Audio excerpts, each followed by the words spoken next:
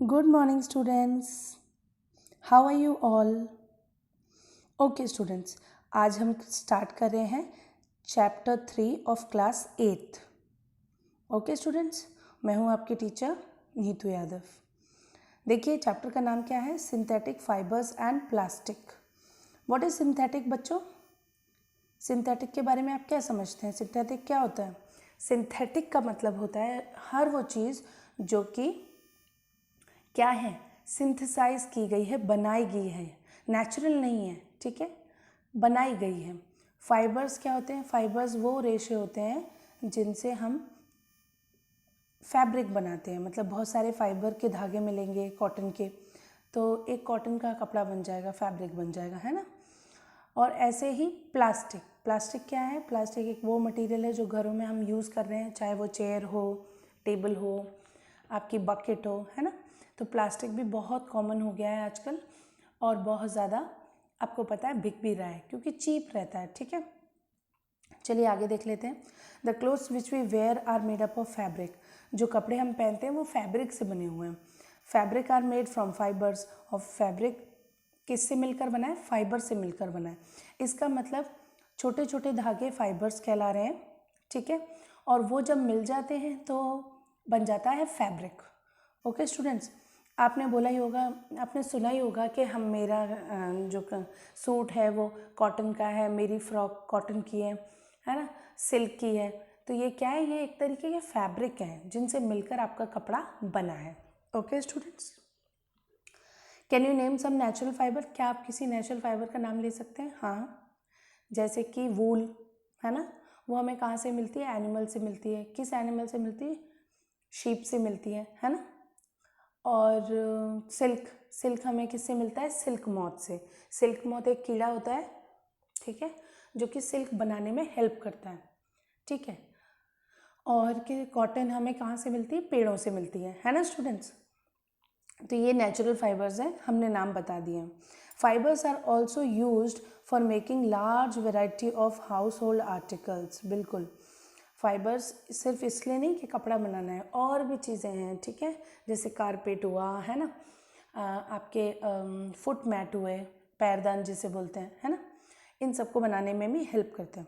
Make a list of some of common article made by fibres. ठीक है, हम बना सकते हैं. Try to separate them from a natural and those made from artificial fibre. Make entries in table 3.1.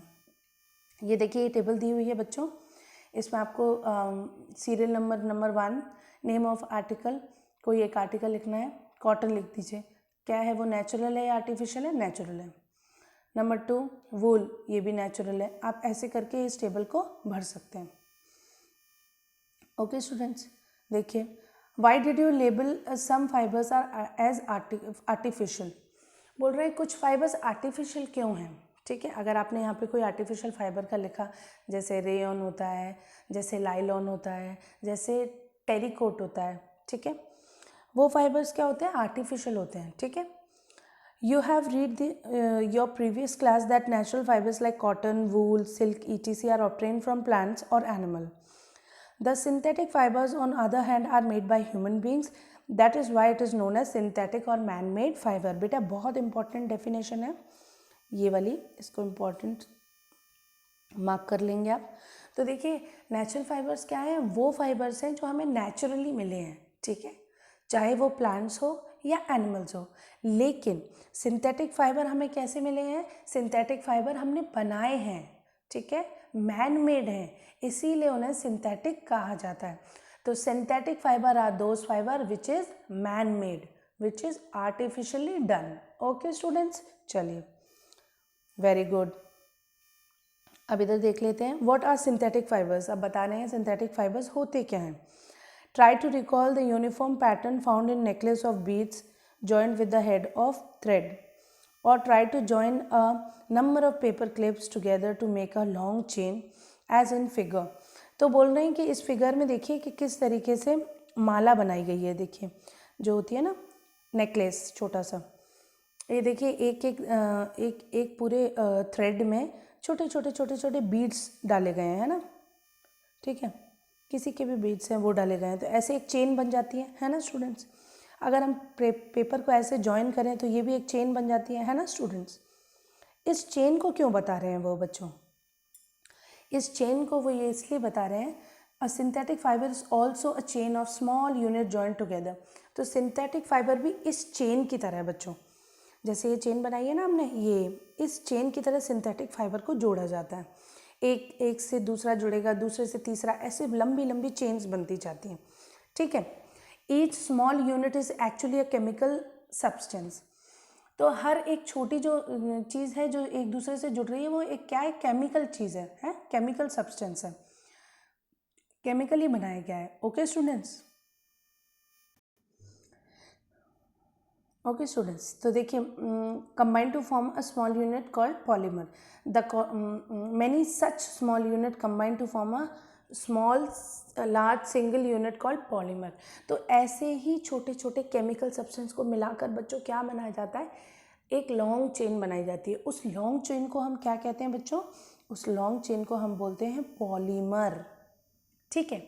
और एक single unit को क्या कहेंगे, जो केमिकल, इसमें लिखा नहीं है बुक में लेकिन मैं बता देती हूँ, उसे बोलते हैं मोनोमर, अकेला मोनोमर। मोनोमर बहुत सारे मिलकर क्या बनाते हैं, polymer. Okay students, polymer word polymer comes from two Greek word, poly means many and mer means part, ठीक है। तो पॉलीमर जो शब्द है वो कई सारी स्मॉल स्मॉल यूनिट से कई सारी उसमें दो मीनिंग है, मेन मीनिंग है, क्या है, पॉली मतलब बहुत सारी और मर मीन्स यूनिट। ओके स्टूडेंट्स, चलिए अब आगे बढ़ लेते हैं। So a polymer is made by many repeating unit. तो पॉलीमर कैसे बना है, बहुत सारी रिपीटिंग यूनिट है, बहुत सारी यूनिट को रिपीट किया गया है, बहुत सारे छोटे छोटे मोनोमर को लगा लगा कर बड़ा चेन बनाई गई है जिसे कहते हैं हम polymer. I hope you are clear students. अब देखिए आगे क्या लिखा है, polymers occur in nature also. Cotton for example is a polymer called cellulose. तो देखिए पॉलीमर सिर्फ केमिकली नहीं बनाया जाता है, पॉलीमर तो एक टर्म है जो हर किसी के लिए यूज़ हो रहा है। पॉलीमर नेचुरल भी कहा जा सकता है, जैसे कि कॉटन, कॉटन में भी सेल्यूलोज होता है, सेल्यूलोज के छोटे छोटे यूनिट एक साथ चिपके होते हैं, ठीक है। और ये जब चिपकते हैं तब बनता है एक बड़ा चेन जिसे हम बोल रहे हैं polymer. Okay, cellulose is made up of large unit of glucose unit. तो बहुत सारी ग्लूकोज यूनिट मिलती हैं तो सेल्यूलोज बनता है, और बहुत सारे सेल्यूलोज बन के एक पॉलीमर बना देते हैं जिसे हम फाइबर्स कहते हैं, कॉटन कहते हैं। ओके स्टूडेंट्स, चलिए टाइप्स ऑफ सिंथेटिक फाइबर। अब सीधे वो क्या बोल रहे हैं, टाइप्स ऑफ सिंथेटिक फाइबर। बच्चों ये बहुत इंपॉर्टेंट है, लास्ट में हम इनके फ्लो चार्ट भी डिस्कस करेंगे। ओके स्टूडेंट्स, देख लीजिए टाइप्स ऑफ सिंथेटिक फाइबर में देखिए रेयन, सबसे पहले रेयन की बात की गई है, ठीक है। You have read in class 7 that silk fibre obtain from silk worm was discovered in China and was kept as closely guarded secret for long time. Fabric obtained from silk fiber are very costly, but it is beautiful texture, fascinated everybody. तो देखिए आपने 7th class में पढ़ा होगा कि silk पहले China में evolve हुआ था, है ना, और चाइनीज़ ने उसे बिल्कुल छुपा के रखता था। उस तरीके के कपड़े जब वो पहनते थे तो लोग सोचते रहते थे ये कौन सी मतलब कपड़ा है, कितनी सुंदर लग रहा है ना। लेकिन बाद में ये सीक्रेट लोगों पे रिवील हुआ और लोगों ने इसको बनाना शुरू कर दिया, ठीक है। Attempts were made to make silk artificially. Towards the end of the 19th century, scientists were successful in obtaining a fiber having properties similar to silk. अब देखिए क्योंकि सिल्क में बहुत ज़्यादा झंझट है, क्या क्या झंझट है बच्चों, एक तो सिल्क कीड़ा चाहिए, सिल्क मॉथ, वो सिल्क को बनाता है, ठीक है। कई बार सिल्क मॉथ अच्छी क्वालिटी के नहीं होते हैं, जल्दी मर जाते हैं, ठीक है। एनिमल्स ही तो हैं, सिल्क बनाए ना बनाए, है ना, बहुत सारी मतलब दिक्कत आती है। और आप सोचिए कि एक व्यक्ति अपने फार्म पे सिल्क मॉथ को ऑर्गेनाइज कर रहा है, मतलब सिल्क मॉथ को प्रोड्यूस करवा रहा है और उससे वो सिल्क बना रहा है, तो सोचिए कितना खर्चा आएगा, है ना। तो साइंटिस्ट ने इससे बचने के लिए क्या किया, उन्होंने सोचा हमें आर्टिफिशियल बनाना चाहिए जो कि जल्दी बन जाए और इतनी झंझट भी ना हो और महंगा भी ना मिले, क्योंकि जब हम कीड़े से बनवाएंगे तो उसमें मेहनत बहुत लगेगी, और मेहनत बहुत लगेगी तो फिर वो चीज़ क्या हो जाएगी, थोड़ी सी महंगी हो जाएगी, है ना। तो महंगाई को ध्यान में रखते हुए साइंटिस्ट इस पर वर्क कर रहे थे कि हमें आर्टिफिशियल सिल्क बनाएं। और लास्ट 19th सेंचुरी में, लेट 19th सेंचुरी में हमारे हाथ में इसका एक फॉर्मूला आ गया जिससे हम आर्टिफिशियल सिल्क बना सकते हैं। Okay students, scientist was successful in obtaining a fiber having a property similar to that of silk। तो बिल्कुल सिमिलर प्रॉपर्टी बना डाली उन्होंने, ठीक है, जैसे सिल्क में होती हैं वैसी ही। वो कपड़ा जब केमिकली जो कपड़ा बन के आता है वो बिल्कुल सिल्क जैसा लगता है, छोटा मोटा डिफरेंसेस होते हैं, ज़्यादा नहीं। Such a fibre was obtain by chemical treatment of wood pulp. देखिए कैसे बनाया गया, ये इंपॉर्टेंट टर्म है, प्लीज़ बच्चों अंडरलाइन करना, ये वुड पल्प। वुड जो होता है, वुड के अंदर जैसे एक पेड़ काटा उसके अंदर लकड़ी होती है, वो पल्प, उसका वुड का पल्प, उस पल्प को, लकड़ी को निकाल लेते हैं बीच बीच में से, बाहर की साइड छोड़ देते हैं। उस बीच वाले पल्प को निकाल कर उसको पेस्ट बनाया जाता है, मतलब उसको ग्राइंड किया जाता है, तोड़ा जाता है छोटे छोटे टुकड़ों में। फिर जैसे मिक्सी में हम चीज़ें ग्राइंड नहीं करते, ऐसे उसको ग्राइंड किया जाता है, पानी में गला के रखते हैं ताकि वो जल्दी ग्राइंड हो जाए। उसके बाद उसमें केमिकल मिलाकर सिल्क बनाया जाता है। Although rayon is obtained from natural source wood pulp, yet it is a man-made fiber. It is cheaper than silk and can be woven like silk fibers. It can also be dyed in wide variety of colors. Rayon is mixed with cotton to make bed sheet or mixed with wool to make carpet। तो देखिए क्या है इसमें, जब हम देखो इसमें would का इस्तेमाल कर रहे हैं, वुड क्या है, नेचुरल फाइबर है, तो इसको तो नेचुरल होना चाहिए, बट नेचुरल इसलिए नहीं कह रहे हैं क्योंकि हम इसमें केमिकल मिला रहे हैं। ओके स्टूडेंट, केमिकल मिलाने के बाद ये बिल्कुल सिल्क जैसा दिखता है और इसकी प्रॉपर्टीज़ लगभग सिल्क जैसी हो जाती है। मैं लगभग क्यों कह रही हूँ, क्योंकि बिल्कुल एकदम जो नेचुरल सिल्क है, जो कीड़े ने बनाया है, सिल्क मॉथ ने बनाया है, वो बच्चों उसमें थोड़ा और ज़्यादा चमक होती है, और ज़्यादा लश्कर होता है और ज़्यादा अच्छा दिखता है। लेकिन जो हम केमिकली बनाते हैं वो इतनी ज़्यादा चमक नहीं हो सकती है उसमें जितनी नेचुरल में, ठीक है। अब रेयन इतना फेमस हो गया, सिल्क हम बना पा रहे हैं, है ना, और सस्ते में बना पा रहे हैं, इसीलिए रेयन कॉटन में मिक्स करके बेडशीट बनाने लगे लोग, वूल में मिक्स करा तो कारपेट बनाने लगे, है ना। तो इतना फेमस हो गया रेयन। ओके स्टूडेंट्स, ये देखिए ये इस तरीके से carpet artificial made of rayon, ठीक है, तो रेयन की हेल्प से ये कारपेट बनाया गया है। अब आता है नेक्स्ट लाइलॉन। लाइलॉन बहुत फेमस हुआ था बच्चों।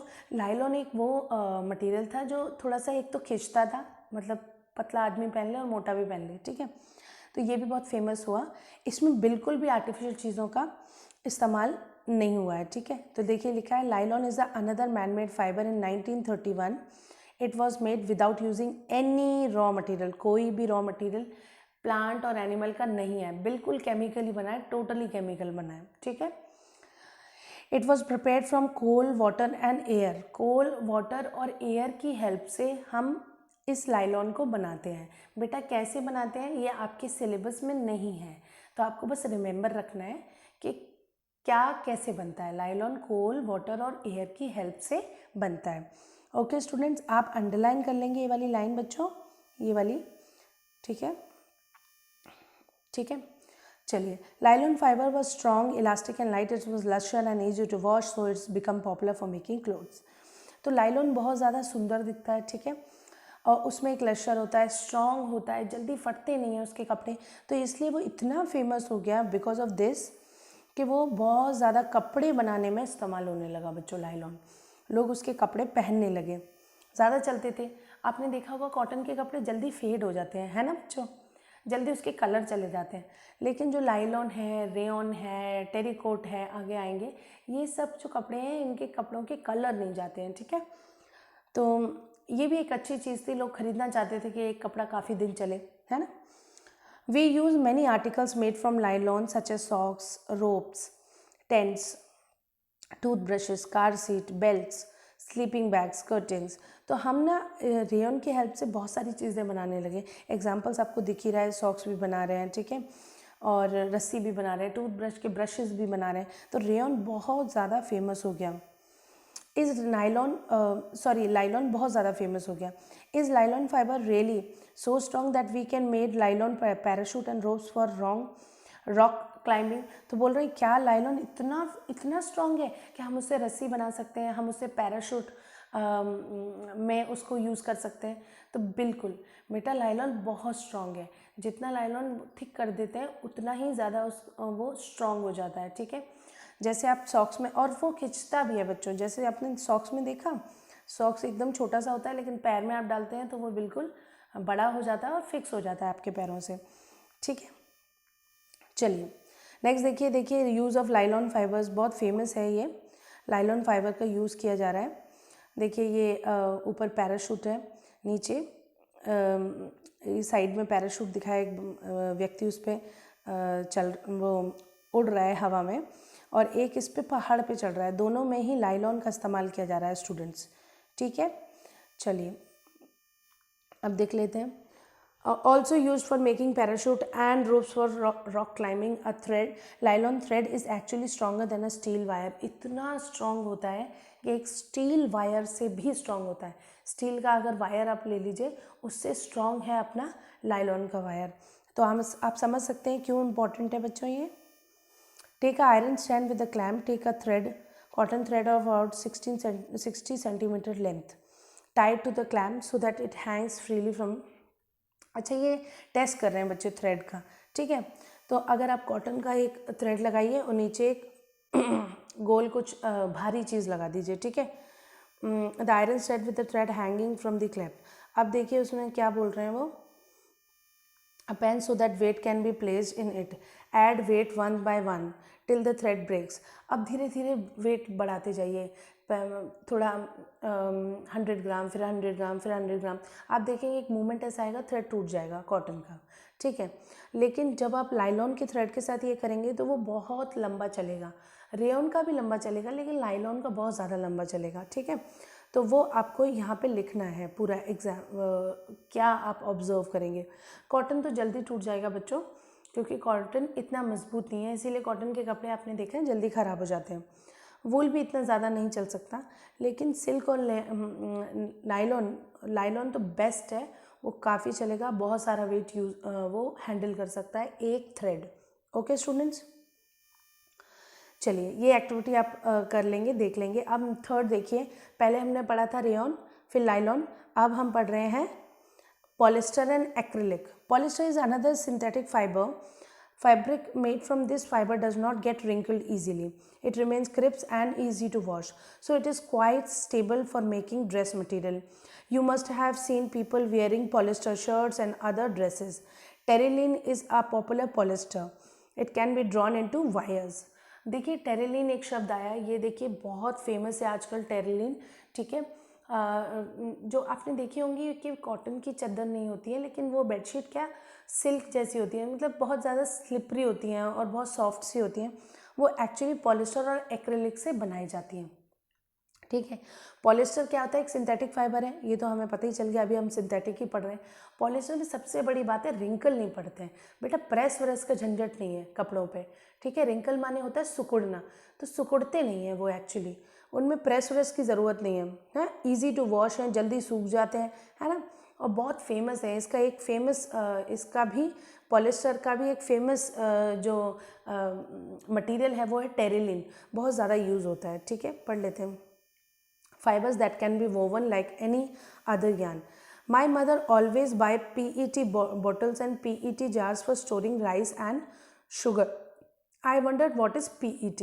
देखिए आपने देखा होगा कि मदर्स जो ज़्यादातर बोतल खरीदती है तो बहुत अच्छी क्वालिटी की खरीदती है, कई लोग ब्रांड्स में खरीदते हैं जिस पे लिखा होता है PET बोटल्स, ठीक है। तो ये PET क्या है, देखिए पढ़ लीजिए। PET PET stands for polyethylene terephthalate, ठीक है, is a very familiar form of polyester. It is used for making bottles, utensils, films, fires and many other useful products। तो देखिए मैं आपको बता देती हूँ बच्चों, ये PET जो मटेरियल होता है ये आपके अवन में भी चल जाता है। अवन में आपने देखे हैं लोग प्लास्टिक के बर्तन रख के खाना गर्म कर लेते हैं, वो प्लास्टिक नहीं होती है, वो PET होती है एक्चुअली, ठीक है। उसमें ईजिली खाना आप गर्म कर लेते हैं, यूटेंसिल्स बना लेते हैं, बोटल्स बना लेते हैं, ठीक है, वायर्स बना लेते हैं, ठीक है। तो ये सारी चीज़ें, ये सारे जो यूज़फुल प्रोडक्ट हैं वो हम पीईटी से बना लेते हैं। ये भी एक तरीके का केमिकल बेस्ड मटेरियल है। Okay students, look around and make a list of things made up of polyester. तो आप आसपास देखकर पॉलिस्टर की आप देख सकते हैं पॉलिस्टर आपके घर में कहाँ कहाँ है। आपका बेडशीट है, आपके पर्दे हैं, है ना, आपके घर में सॉक्स है, आपके जो भी चीज़ें हैं वो आप देख सकते हैं कि पॉलिस्टर की हेल्प से बनाए गए हैं, तो उनको आप लिस्ट कर सकते हैं। ये येलो बॉक्स में जो लिखा है बहुत इंपॉर्टेंट लिखा है बेटा, पढ़ लेते हैं इसको। Polyester is actually made up of repeating unit of chemical called ester. Ester are the chemical which give fruit their smell. Fabrics are sold by name polycot, polywool, terrycot. देखिए मैंने बार बार टेरिकॉट का नाम लिया था, आ गया है। ETC. As a name suggests, they are made by mixing two types of fibers. Polycot is a mixture of polyester and cotton. Polywool is a mixture of polyester and wool. चलिए बहुत बढ़िया। तो देखिए इसमें क्या लिखा हुआ है, ये पूरा पैराग्राफ बहुत इंपॉर्टेंट है। उन्होंने बताया पॉलिस्टर दो भागों से बना हुआ है, पॉली और ईस्टर। ईस्टर के बहुत सारे छोटे छोटे मोनोमर्स मिलकर पॉलिस्टर बनाते हैं। और पॉलिस्टर के फेमस जो टाइप्स हैं जो कि बहुत मार्केट में बिकते हैं, एक तो पॉलीकॉट है, पॉलीवूल है, पॉलीवूल भी आता है बेटा। आप जो नॉर्मल वूल सस्ते जो स्वेटर्स खरीदते हैं, आपने देखा होगा कि 250 के मेले में 250 रुपये के 2 स्वेटर्स आ जाते हैं। तो ऐसा कैसे हो जाता है बच्चों? वो नेचुरल वूल नहीं है बेटा, जो शीप से निकली है। शीप वाली जो वूल होती है वो बहुत महंगी होती है, वो 2 स्वेटर हज़ारों में उनकी कीमत होगी, लेकिन आपको सस्ते मिल रहे हैं क्योंकि वो किससे बने? केमिकली बने हैं। ठीक है, या तो वो पॉलीवूल होगा या फिर वो आगे अभी आएगा उससे बात कर लेंगे। ठीक है, तो polycot is a mixture of polyester. तो समझ में आया आपको? पॉलीकॉट पॉलिस्टर और कॉटन को मिलाकर पॉलीकॉट बन जाता है। ओके स्टूडेंट्स, तो बहुत फेमस हैं ये polyesters. We wear sweaters and use shawls in blanket in winters. Many of these are actually not made from natural wool, though they appears to resemble wool. They are prepared from another type of synthetic fiber called acrylic. अब आया बेटा वो important बात। देखिए आप जो shawl और blanket लेते हैं तो सारे नेचुरल नहीं बने हैं, क्योंकि नेचुरल तो आप शीप से उसके बाल लेंगे, फिर उसको फिर फैक्ट्री भेजेंगे, फैक्ट्री में कलर होगा, इतना सारा बहुत सारा झंझट है। और तो उसकी कीमत आप सोचिए कि एक शीप के पूरे बाल लग गए एक स्वेटर बनाने में, तो सोचिए उसकी कीमत कितनी होगी? 4-5 हज़ार से कम नहीं होती है।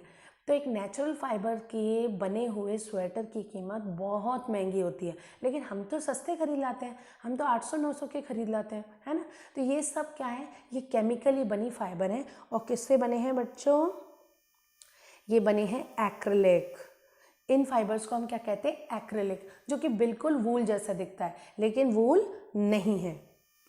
The wool obtained from natural source is quite expensive and therefore clothes from the acrylic are relatively cheap. They are available in variety of colors. Synthetic fibers are more durable and adorable, which makes them more popular than natural fiber. तो आप देखिए natural fibres के जो रेशे होते हैं वो इतने ज़्यादा सस्टेन नहीं करते हैं। हालांकि नेचुरल फाइबर जो होता है बच्चों आपको सर्दी से बहुत अच्छे से बचाता है, इसीलिए वो महंगे हैं। ठीक है, उससे आपको सर्दी नहीं लगती है, वो बहुत ज़्यादा गर्मी देते हैं। लेकिन सिंथेटिक फाइबर आपको सर्दी से बचाएगा, इतना ज़्यादा नहीं, लेकिन हाँ अच्छे से बचाएगा जितना महंगा आप लेंगे सिंथेटिक फाइबर का। लेकिन सिंथेटिक फाइबर कई सारे कलर्स में आता है और जल्दी ख़राब भी नहीं होता है। ठीक है, इसीलिए बहुत फेमस है। अब देख लेते हैं आगे। You have already perform the activity of burning chemicals, natural fibre and synthetic fibre of class in class 7th. What did you observe? When you burn synthetic fiber, you find that their behavior is different from the natural fiber. You must have noticed that synthetic fiber melt on heating. देखो आप 7th में ये वाला एक activity थी बच्चे जिसमें fibres को जला कर देखा गया था। तो कॉटन को आप जलाएंगे तो ऐसा लगेगा पेपर जैसी राख हो गई है। ठीक है, आप किसी भी मटेरियल नेचुरल मटेरियल को जलाएंगे तो वो राख बन जाता है, लेकिन जब आप सिंथेटिक फाइबर को जलाते हैं बच्चों तो ऐसा लगता है वो चिपक गया है, सिकुड़ गया है, मेल्ट हो गया है। ठीक है, वही लिखा हुआ है। आप अंडरलाइन कर लेंगे बच्चों इसको। This is actually advantage of synthetic fibre. If the clothes catch fire, it can disastrous. The fabric melts and stick to the person's body. Therefore, not wear synthetic fibre while working in kitchen and laboratory. देखिए उन्होंने एक सीख भी दी है आपको। जब आपको आप दिवाली पे देखते हैं, आप न्यूज़ में आता रहता है कि बच्चे खुले कपड़े पहने पटाखे जलाने से पहले, और क्या करें आप ना, ये जो सिंथेटिक कपड़ों से दूर रहें, क्योंकि सिंथेटिक कपड़े जलकर राख नहीं होते, वो चिपक जाते हैं आपकी बॉडी से, मेल्ट हो जाते हैं, जैसे प्लास्टिक हो जाता है, तो आपकी बॉडी ज़्यादा बर्न हो सकती है। इसीलिए किचन में काम करते वक्त सिंथेटिक फाइबर्स को मना करते हैं साइंटिस्ट कि नहीं यूज़ करना चाहिए। Oh now I understand why my mother never wears polyester clothes while working in kitchen. इसीलिए आपने देखा है किचन में हम आगे एक कपड़ा लगा लेते हैं, एप्रन बोलते हैं जिसे, है ना, जो शेफ़ लगाए रहते हैं होटल्स वगैरह में, आपने देखा होगा, वो लगा लेते हैं। वो कॉटन का बना होता है एक्चुअली, और वो आपको सेफ्टी देता है जलने वगैरह से। ओके स्टूडेंट्स, और प्लस आपका खाना बनाते वक्त आपके कपड़े भी गंदे नहीं होते। All these synthetic fibers are prepared by number of process using raw material of petroleum origin called petrochemicals। एक तो जब भी कोई भी सिंथेटिक फाइबर बनाया जाता है तो उसमें थोड़े बहुत केमिकल्स भी इस्तेमाल होते हैं जो कि पेट्रोकेमिकल्स हैं। जब पेट्रोल निकाली जाती है बेटा समुद्र से, ठीक है, तब उसमें बहुत सारे अलग अलग मटेरियल निकलते हैं, ठीक है। उन मटेरियल में से कुछ इस्तेमाल करके हम केमिकल ये जो कपड़े हैं उन्हें बना रहे हैं। Okay students, characteristics of synthetic fibre, क्या कैरेक्टरिस्टिक्स हैं सिंथेटिक फाइबर के, ये हम पढ़ेंगे कल के एपिसोड में। ओके, कल हम पार्ट 2 लेकर आएंगे जिसमें आपको characteristics of synthetic fibre explain किया जाएगा। ओके स्टूडेंट्स, तो आज के लिए इतना ही। अगर आपको अच्छा लग रहा है तो लाइक करें, सब्सक्राइब माय चैनल। बच्चों, एक रेड सा लिखा होता है सब्सक्राइब, रेड होता है, उसको आप दबाएंगे तो सब्सक्राइब हो जाएगा। बेल बगल में घंटी का दिखाई देता है आपको, उसको दबाएंगे तो उससे आपको मेरे नए वीडियोस पता चलते रहेंगे कि मैम ने 8th का न्यू वीडियो डाला है कि नहीं डाला है, वरना आपको पता नहीं चलेगा। ओके स्टूडेंट्स, तो चलिए आपका नेक्स्ट पार्ट में मिलते हैं, तब तक के लिए बाय बाय।